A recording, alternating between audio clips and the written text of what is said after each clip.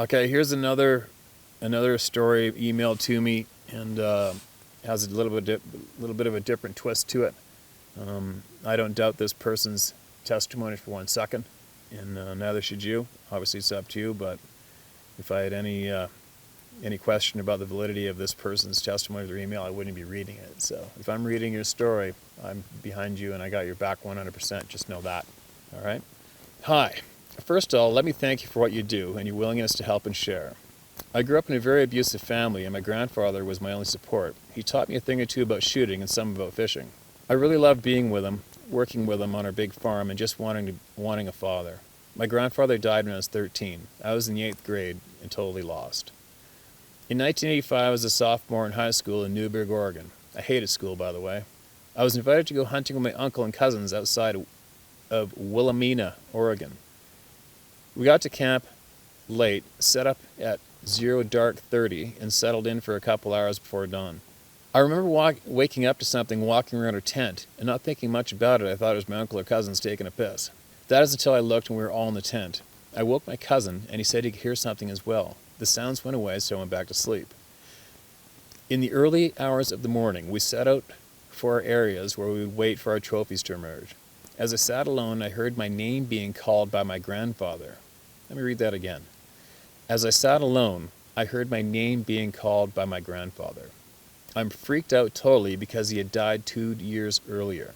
I'm getting goosebumps now just relaying this to you. I turned around just in time to see a dark figure looking at me. Now I believe in spirits and ghosts. I've read the Bible a couple times, and I will tell you that most above all, I believe in God. The person/figure, whatever, walked toward me and stood within 30 to 40 feet from me. It looked like a man, hair all over, but a man. It had to have been at least 7 feet tall. I don't know why, but I talked to it and I asked if it called my name out.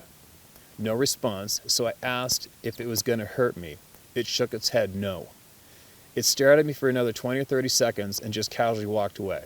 I'm not a liar. I may be an asshole at times, but I'm not a liar. I felt my grandfather's presence at the time. I never told any of my cousins or my uncle about it because they didn't want them to laugh, and it was a special moment for me spiritually speaking. Thank you for helping me open up about this. I really think these beings are protectors of our forest, maybe sent from God. I don't know for sure, but that's what I feel. Anyway, thanks for listening, and you can tell my story if you want. Just leave out my name. Thanks. How's that for a frickin' story? Holy shit. Yeah. I don't know. What do you say? What do you think about that one? I mean, I'm sure you are listening to me tell your story right now, and thanks again for sending it in. And I don't think you're a liar for 1 second. I'm getting a lot of interesting emails since I started this from some very intelligent people and some very active people.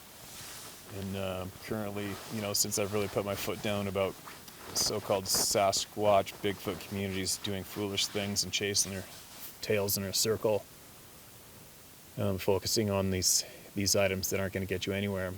There are people out there right now, and a lot of them are watching me speak right now, who are, how do you say it? They're a little more advanced in this topic, and figuring out the whys and who knows and what they are and how they came about to be.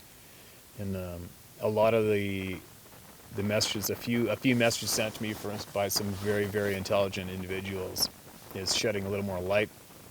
Again, I'm not really in the position to share with you guys exactly what I think these things are, but there's a big chunk of something going on. All right, really, really big, and it's very difficult for the majority of our minds to grasp, especially since the majority of the people in control have been dumbing down our minds for literally generations now, and that is a fact. There are numerous things going on pertaining to our existence, where we came from, who we really are, and they're just very, very difficult for the average mind to wrap around. And I'm slowly picking up. I'm gaining more knowledge from people that are sharing knowledge with me. It's very interesting. It's a bit much to even try to share on a video to the public right now. Hopefully it'll become a little more clear soon. It is getting more and more clear as I go along, and and find information for myself.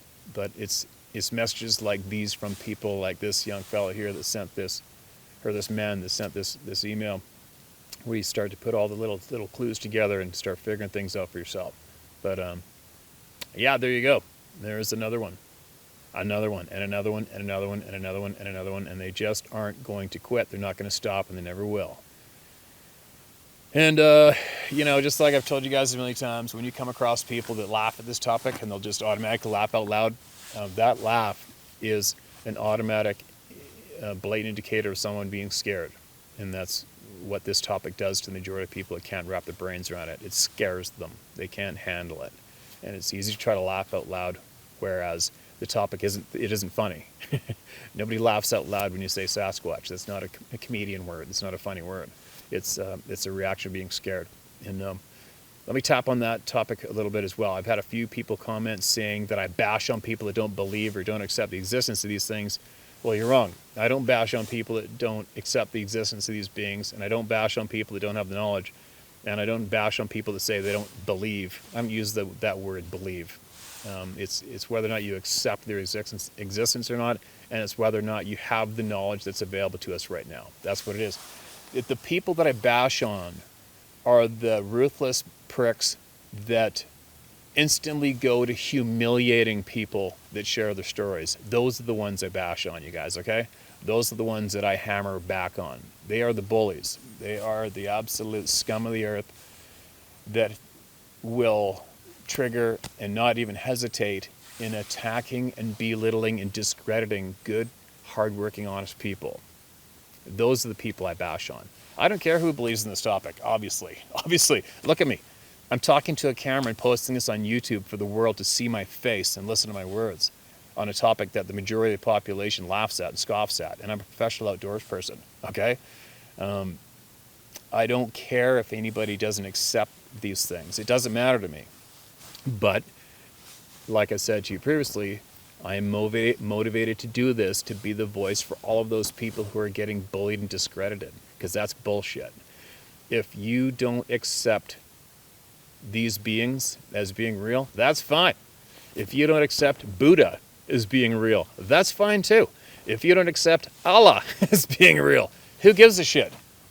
But you don't see people at a mosque praying and instantly start laughing out loud. Well, some people might. I even might sometimes. Who knows? Whatever. It's not my deal. I don't care. And there's very many educated, responsible, good, hard-working, honest people that are acting Buddhists or Christians or Muslims or whatever have you, and that's their choice and their option, and who gives a shit? But when it comes to this topic, just to be clear, I do not care if you believe in this or accept this or not. I'll never look down on you or think I'm better than you or think you're less than me or less than anybody else. It's the frickin' douchebag bullies who I attack. Those are the people who I harass back. It's the ones who will attempt to discredit and humiliate good, hardworking, honest people who have the guts to share their experience with other like-minded people. Those pricks are the ones that I'm attacking, okay? So don't get it mixed up. I'm a good shit and I got everybody's back, all right? I'm not a dick. But if you are a dick, I'm going to out-dick you.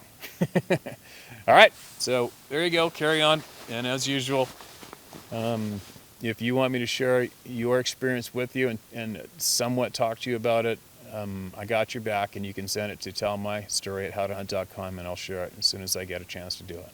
Now, be safe out there. And again, I've had a handful of people emailing me, asking me how I still manage to go in the woods alone, especially in the dark trail hunting. Because there's many of you out there, especially this year too. There's had a few people that had experiences this year and it absolutely trashed them for going in the back 40 on the horse in their own backyard or hunting, and they want to know how I do it. And I am, just so you know, I'm trying to work on a recipe to give to everybody to help you along so you don't have to abandon your outdoor passions. Okay? So good luck. And again, be sure, share my hunting and outdoor apps knowledge with everybody you know who possibly may be able to utilize that knowledge. And good luck and be safe out there.